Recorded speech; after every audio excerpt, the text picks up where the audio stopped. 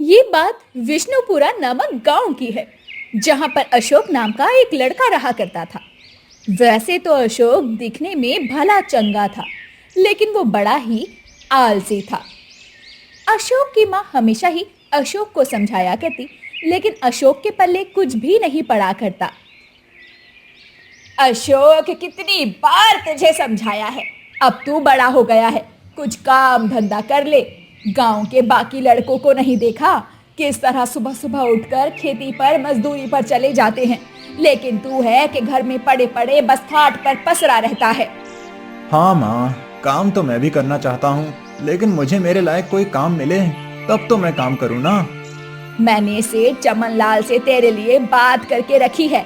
उनकी राशन की दुकान है, कल से तू वहीं जाकर काम करना।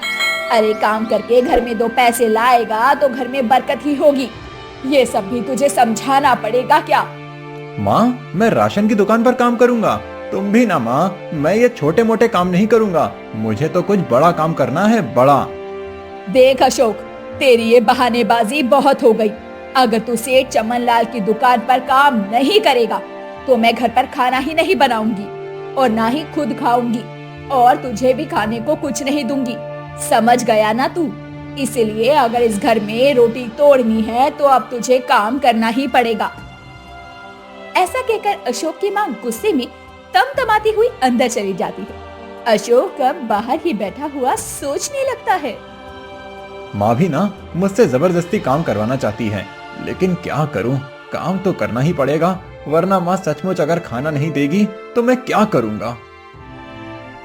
और यही सोचकर अगले दिन अशोक अब सेठ चमन लाल की राशन की दुकान पर पहुंच जाता है और सेठ चमन लाल से बोलता है। सेठ जी, माँ ने मुझे आपके पास भिजवाया है काम कराने के लिए। आओ आओ अशोक, हाँ तुम्हारी माँ ने मुझे कहा था कि मैं तुम्हें काम पर रख लूं। ठीक है, तो तुम आज से ही काम पर लग जाओ। ये सारी बोरियां उठाकर गोदाम में रखना है। क्या? इतनी सारी बोरियां पीठ पर उठाकर गोदाम में रखूंगा? सेठ जी, ये आप क्या कह रहे हैं? इतना मुश्किल काम भला मुझसे कैसे होगा? मुझे कोई हल्का फुल्का काम दे दीजिए। अच्छा, हल्का फुल्का काम? अपने आप को बहुत होशियार समझते हो क्या? काम करना है तो यही करना पड़ेगा, वरना जा सकते हो। बाप रे बाप, अगर मैंने ये काम नहीं किया तो सेठ मुझे भगा देगा, और अगर मैं बिना काम करे माँ के पास जाऊंगा तो माँ मुझे खाना नहीं देगी। आगे कुआं है और पीछे खाई। हे भगवान, मैं कहाँ जाऊं? अब अशोक बहुत बुरा फंस चुका था, क्योंकि अगर वो घर जाता तो उसकी माँ उसे बिना काम के खाना नहीं देती, और काम करने का उसका बिल्कुल भी दिल नहीं था। बहुत सोच समझकर अशोक ने सेठ जी से कहा। नहीं नहीं सेठ जी, मैं बोरियां उठाने का ही काम कर लूंगा। वैसे मैं बोरियां उठाने का काम भी बहुत अच्छी तरह से कर सकता हूँ। ठीक है, तो चलो फिर लग जाओ अभी से काम पर। बेचारा किस्मत का मारा अशोक सारी बोरियां उठाकर उसने गोदाम में रखी। वैसे तो बोरियां उठाने का काम बड़ा ही मुश्किल था, लेकिन फिर भी अशोक ने शाम तक सारी बोरियां किसी गधे के भांति ढोई। शाम को उसने सेठ जी के पास आकर कहा। देखा सेठ जी, मैंने आपको कहा था ना कि मैं बोरियां उठाने का काम भी बहुत अच्छी तरह से कर सकता हूँ। लाइए, अब मुझे मेरे 1000 रुपए दे दीजिए। 1000 रुपए किस बात के? ये रहे 300 रुपए। सेठ जी, 300 रुपए बोरियां उठाने के हिसाब से बहुत कम नहीं लगता आपको? सभी को इतने ही मिलते हैं, तुम्हें भी लेना है तो ले लो, वरना जाओ यहाँ से। अरे नहीं नहीं सेठ जी, 300 रुपए ही बहुत हैं बोरियां उठाने के लिए। मुझे कोई एतराज नहीं, आप मुझे 300 ही दे दीजिए। अशोक अब क्या करता? उसके पास 300 रुपए लेने के अलावा कोई चारा नहीं बचा था। अशोक ने 300 रुपए ले लिए और शाम को ले जाकर अपनी माँ के हाथ में थमा दिए। ये देखकर माँ भी बहुत खुश हुई और गर्वित होकर बोली। अशोक, मैं जानती हूँ तू बहुत मेहनत का काम कर रहा है, लेकिन क्या कर सकते हैं बेटा, काम तो करना ही पड़ता है ना। हम गरीब लोग हैं, हमें ऐसे ही काम करते करते अपने दिन गुजारने पड़ते हैं, और मेहनत की 2 रोटी कमा कर ही खानी पड़ती है। कोई बात नहीं माँ, तेरे लिए तो मैं इतना काम कर ही सकता हूँ, लेकिन तुझे एक बात बता दूं, एक दिन मैं बहुत अमीर आदमी बनने वाला हूँ, ये बात तो पक्की समझ। हाँ हाँ, भगवान करे बेटा तू बहुत अमीर बने। चल चल, अब मैं तेरे लिए खाना लगा देती हूँ, खाना खा ले। आज तेरी पसंद की खीर पूरी बनाई है मैंने। अरे वाह माँ, तुझे मेरी कितनी चिंता है ना। छाप ज्यादा मस्का मत लगा और चल खाना खा ले। ऐसे ही एक हफ्ता बीत गया। एक दिन अशोक गोदाम पर बैठे बैठे सोच रहा था, आखिर मैं ये बोझ ढोने का काम कब तक करूंगा। मुझे कोई ऐसा रास्ता ढूंढना होगा जिससे मैं लखपति भी बन जाऊं और मुझे मेहनत भी ना करना पड़े। अशोक ऐसा सोच ही रहा था कि तभी उसका दोस्त विनीत वहाँ पर आ गया, जो कि उसका बचपन का दोस्त था, और उससे बोला, और अशोक कैसे हो तुम? अच्छा हूँ विनीत, तुम बताओ, सुना है तुम शादी कर रहे हो? हाँ भाई, तुम्हें वही तो बताने आया था मैं। अगले हफ्ते मेरी शादी है और मेरी शादी में तुम जरूर आना। हाँ हाँ आऊंगा। सुना है बहुत बड़े घर की लड़की से शादी कर रहे हो? हाँ यार, तुम्हें तो पता है कि मेरे पिताजी बहुत गरीब हैं और मुझे अमीर बनने का हमेशा से कितना शौक है। अमीर बनने का इससे अच्छा कोई शॉर्टकट नहीं हो सकता कि एक अमीर लड़की को पसंद करो और उससे शादी कर लो। उसकी सारी जायदाद आपकी हो जाती है। प्रिया के पापा का शहर में अच्छा खासा बिजनेस है। मैं तो शादी के बाद शहर शिफ्ट हो जाऊंगा। फिर क्या बेटा और क्या दामाद, सब एक बराबर होंगे उनके लिए। हाँ यार, तू सही कह रहा है। तेरी किस्मत बहुत अच्छी थी जो तुझे इतने बड़े घर की लड़की मिली, वरना इतने बड़े घर की लड़की से शादी करने के लिए भी नसीब चाहिए। अरे काहे का नसीब यार, कॉलेज में साथ पढ़ते थे। उसके बाद मुझे तो पता ही था कि मुझे कॉलेज करके छोटी मोटी नौकरी करनी है, तो सोचा कि किसी बड़े घर की लड़की से शादी कर लेता हूँ। उसके बाद मेरी मुलाकात प्रिया से हुई। पता चला कि प्रिया बहुत बड़े घर की लड़की है, उसके पापा बहुत बड़े बिजनेसमैन हैं। फिर क्या था, उसके पीछे पापड़ बेलते बेलते आखिर एक दिन शादी के लिए तैयार ही कर लिया मैंने, और अब शादी कर रहा हूँ।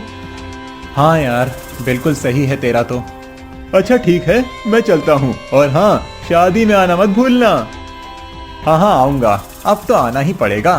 क्या पता मुझे भी वहाँ कोई अमीर बाप की लड़की पसंद आ जाए। अब अशोक की इस बात को सुनकर विनीत हंस पड़ा। विनीत के जाने के बाद में अशोक अपने ही मन में उधेड़-बुन में लग गया। विनीत बात तो सही कह रहा था। मैं भी कोई अमीर लड़की देखकर उससे शादी कर लेता हूँ, ताकि मैं भी बिना कुछ करे अमीर बन जाऊँ। लेकिन सवाल ये उठता है कि वो अमीर लड़की मुझे मिलेगी कहाँ? अब अशोक का एक ही सपना था, उसे किसी अमीर लड़की का पति बनना था। अशोक विनीत की शादी में जाता है, जहाँ उसकी मुलाकात कुसुम से हो जाती है, जो दूसरे गांव के बड़े जमींदार की बेटी थी।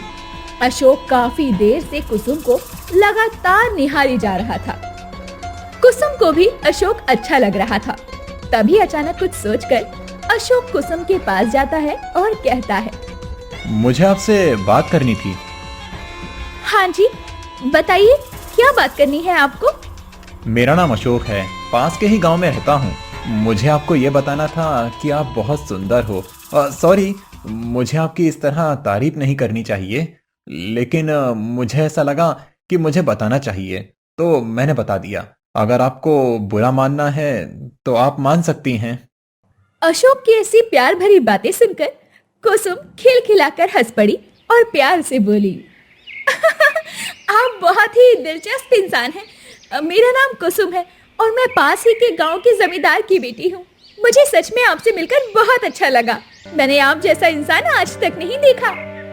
इसके बाद दोनों ने बहुत सारी बातें की। शादी के बाद कुसुम और अशोक अक्सर गांव के आम के बगीचे में छुप छुप कर मिला करते। जल्दी ही दोनों के घरों में शादी की बात चल पड़ी।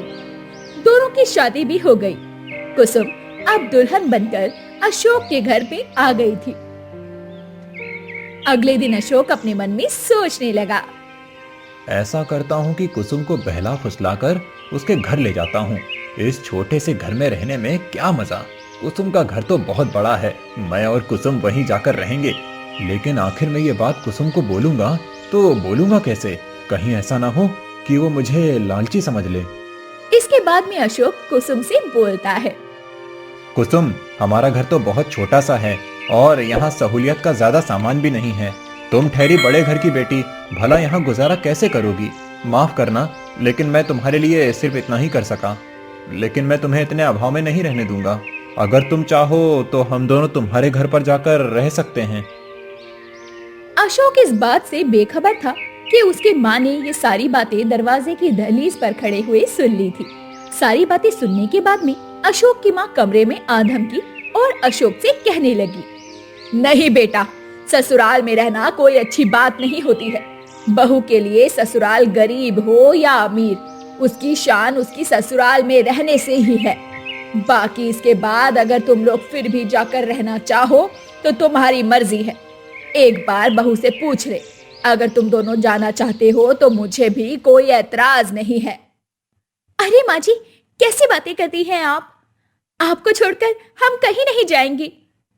अशोक, माँ जी बिल्कुल सही कह रही हैं। और क्या तुमने मुझे इतना बुरा समझा है कि मेरा ससुराल गरीब होगा तो मैं अपने घर जाकर रहूंगी? नहीं, हम यहीं रहेंगे और मैं सब कुछ एडजस्ट कर लूंगी।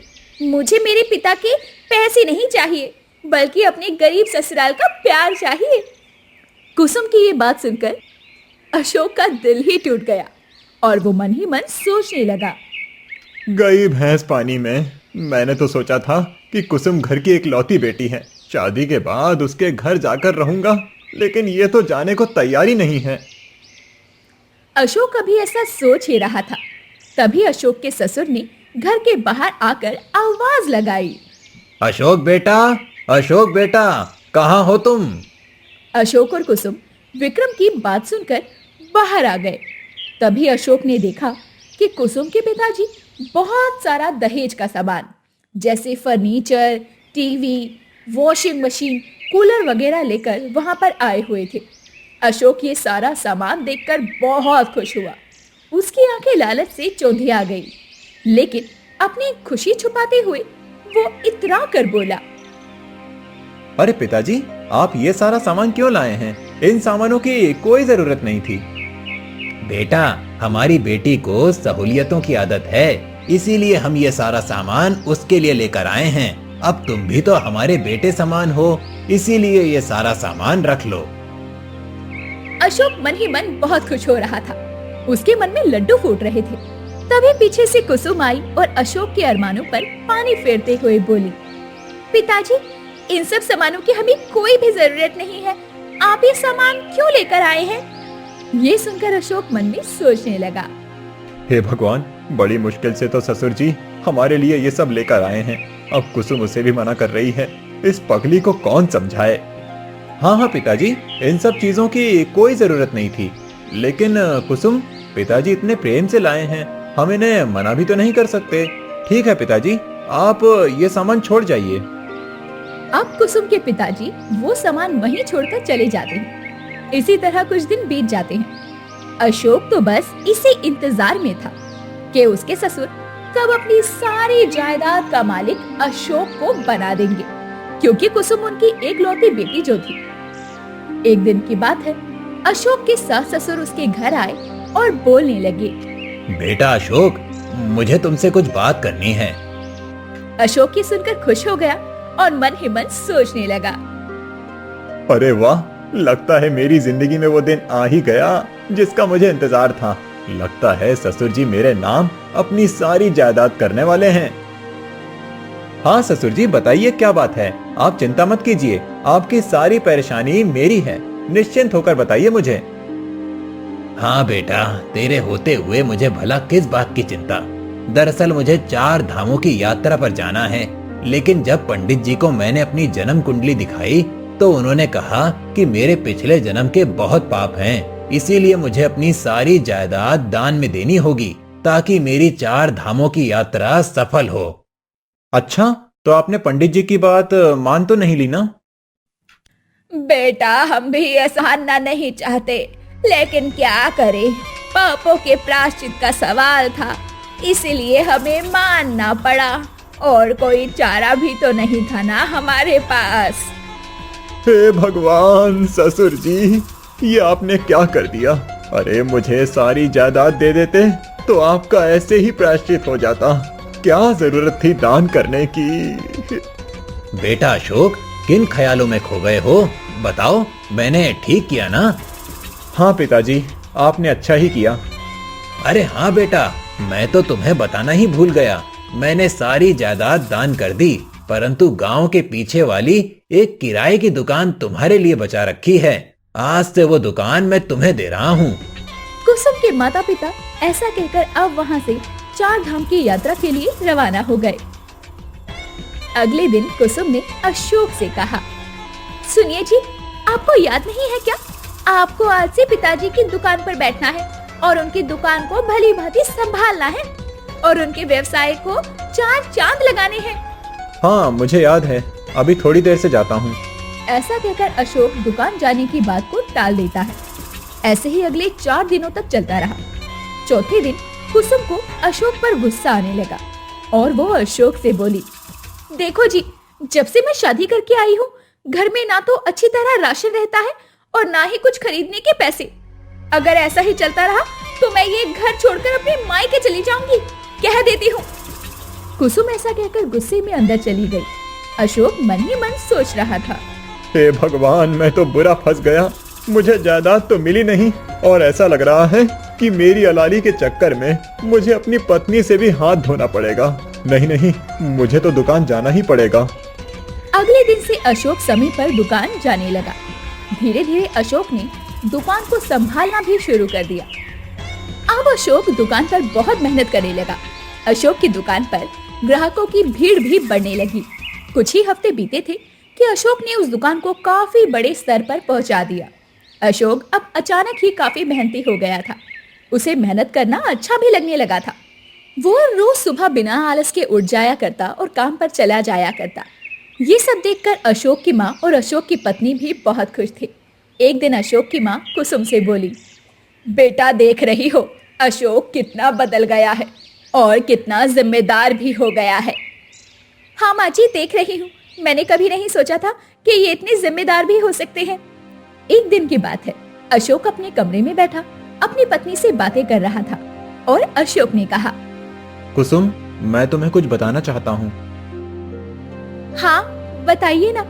आपके चेहरे की परेशानी बता रही है कि आपको मुझसे किसी अहम मुद्दे पर बात करनी है। कुसुम, मुझे यकीन है कि तुम मेरी बात समझोगी। मैंने तुमसे शादी पैसों के लालच में की थी, लेकिन वो मेरी गलती थी। मैंने दुकान पर बैठना भी मजबूरी में ही किया था, लेकिन धीरे धीरे मुझे मेहनत करना अच्छा लगने लगा। और सच कहूँ तो अब मुझे तुम्हारे पिताजी की जायदाद का कोई लालच नहीं है। मैं मेहनत करके अपनी पत्नी और अपने परिवार को चलाना चाहता हूँ और अब तो मुझे मेहनत करने में बहुत मजा आता है। उम्मीद है ये सब मेरे बारे में सुनकर तुम मुझे माफ कर दोगी। कुसुम अशोक की ये बात सुनकर हंस पड़ी। इस पर अशोक बोला, ये क्या कुसुम, तुम ये सारी बातें सुनकर हंस क्यों रही हो? इसीलिए मेरे पतिदेव कि जो कुछ आप मुझे बता रहे हैं वो सब मैं पहले से ही जानती हूँ। मुझे पता था कि आपने लालच के लिए मुझसे शादी की थी। क्या क्या मतलब? इसका मतलब तुम सब जानती हो, लेकिन वो कैसे? वो ऐसे मेरे पतिदेव कि एक दिन तुम अपने दोस्त से बातें कर रहे थे और इत्तेफाक से मेरे पिताजी का वहाँ से गुजरना हुआ और उन्होंने तुम्हारी और तुम्हारी दोस्त की सारी बातें सुन ली। यार अशोक, तुझे कुछ काम करना चाहिए। अब तो तेरी शादी भी हो गई है। अरे यार विनीत, तू तो जानता है कि मैंने कुसुम से शादी इसीलिए की है कि वो अपने पिता की इकलौती बेटी है। आज नहीं तो कल वो सारी जायदाद मेरे नाम कर देंगे, तो फिर मुझे भला काम करने की क्या जरूरत है? मेरे पिताजी को ये बात सुनकर चिंता हुई और वो मेरे पास आए। उन्होंने मुझे सारी बात बताई और मैंने उन्हें जवाब दिया, पिताजी ये तो बहुत गलत है। मैं आज ही अशोक का घर छोड़कर आपके साथ चलूंगी। नहीं बेटा, अब वो मेरा दामाद है, उसे सुधारना मेरी भी जिम्मेदारी है।